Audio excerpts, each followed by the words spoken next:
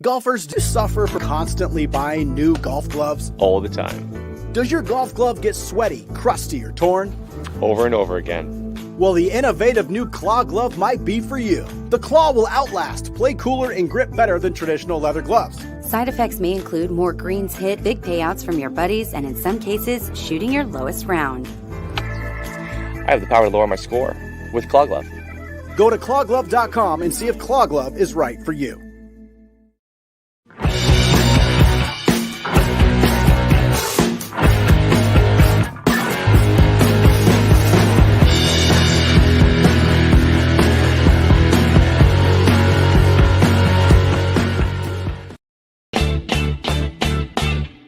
Having a corporate or charity golf event? Backswing Golf Events can supply your tournament with personable, professional golfers to entertain and fundraise on the golf course. They can accommodate any size group, whether it be 3 players to 500. They are your team. From range lessons, Beat the Pro, and Pro-Am style roaming, they're making lasting memories one swing at a time. So make sure to check out backswinggolfevents.com or call us direct at 661-316-3093 and book your pros now.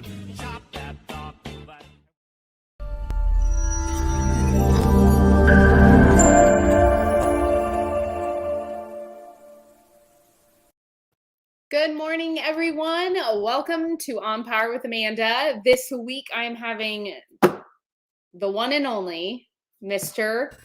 Biggs. How are you? Hey, it's been a while. It has. We have all been very busy getting through the holidays, and I was unfortunately out, as we talked about. Yeah, as a matter of fact, as we talked about in the opening, you actually contracted COVID. It's been a whirlwind. It's been great. No, got through it. I'm very thankful. It was somewhat mild. So, we're good. We're getting through it.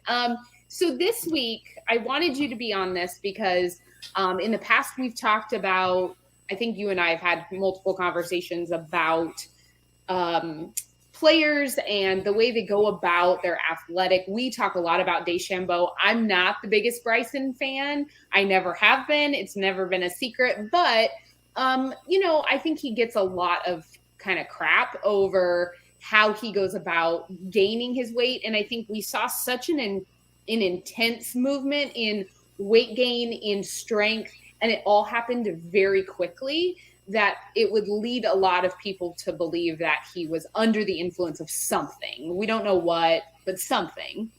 Well, and I'll tell you what, I've had the opportunity to meet Bryson in person and met many people that have been around him through his amateur days and stuff like that before even coming up and playing on a PGA tour. So I'm on the opposite side because I've kind of gotten to know the person himself, the hardworking guy, the paperwork that's in his golf bag, and the science that goes behind everything. And, the one thing that if you went to, and you train yourself and everything else, and you dealt with personal trainers, and the first thing you got to do when you want to bulk up is you have to gain weight. And if you look at Bryson in the early days, he was a pretty scrawny, skinny guy. Yeah. So, and COVID actually helped allow him to do that. Right. So what we see, 4 hours out of the day with him being on a golf course and see his, bulking up and see what the Golf Channel covers in a 20-minute segment or whatever the case might be, doesn't give us what's happening 23 hours out of the day. So it does, like, dietary stuff provide you a way of gaining weight at a rapid pace without, the steroids or anything like that? Absolutely they do. There's so much stuff out there that can help you, gain weight, not to mention, people look to me, I want to lose weight. Sure. But to bulk up and to get the muscles and the strength that Bryson was looking for, he had to gain the weight to chisel that down to what he needed to be at. For sure. And gaining weight is whenever, if you're talking to someone who's in bodybuilding or just wanting to bulk up, you have to put, so it's the same way if you're trying to lose, like, if I want to get really cut, I shed the weight first and then get ripped. It's the same. You have to put on the weight and then cut if you want to bulk up. Otherwise, you're not bulking. You're just cutting what you already have. Right. Well, Bryson, let me tell you, I think he was feeling the heat on this. We've heard this for a while. Obviously, this isn't new news. And through COVID in 2020, he really went through that like fast bulk. And so he must have really, I think at some point you probably get tired of the rumors, you get tired of people speculating. And so he went and he posted a YouTube video on his channel that basically is a little bit of everything. So it shows him working out. Then it cuts over and it shows him he's at Quest Diagnostics taking a test. He did, they said that he did a blood test, a urine test, and everything to show that his panels are negative and clean of any performance enhancement drug. And he said, look, guys, I have it. I have the proof. And so part of me, I mean, I think that's great. Like, and the thing is too, transparency is good, right? Right. But did he have to do that? No, and I think he doesn't owe that to anybody. And I've always felt like, me personally, I don't think anyone owes an explanation other than now it'd be different if golf was a testing sport that tested for that. And that's different. Like, and you test and you're like, no, I'm negative. But other than the rules officials or like the people in charge, like, I don't owe the fans an explanation of how I bulked up. But maybe he felt that he did because they are his fans and supporters. And maybe he gained some respect in some way through this. So I don't know. I think that Bryson, like I said, I've never been a huge fan, but I also think that if you're doing something the right way, like I'm never going to fault you for doing it the right way. And there's one thing I could tell you, what Bryson probably does, probably meticulously is read those labels when he drinks a shake or whatever the case might be, just to make sure it doesn't have any kind of enhancement in there as far as that's illegal on the tour or illegal to his profession. Yeah. And I think there's some athletes out there that are not that aware and trust what the trainer gives them. Well, you know what? The trainer itself, you hire him to do a job, but the trainer himself is not the person that's got to have a baseball bat in his hand. It's not the person that's going to be having a golf club in his hand. It's not the one that's making a living on playing a certain sport where a certain ingredient in a certain, protein might be illegal. It's definitely, so CBD is a prime example. So a lot of people, they got on this kick of CBD gummies and all of this, and that there is no THC in them. That's the kicker. That's why you're able to take the CBD and not have the effects of like smoking pot.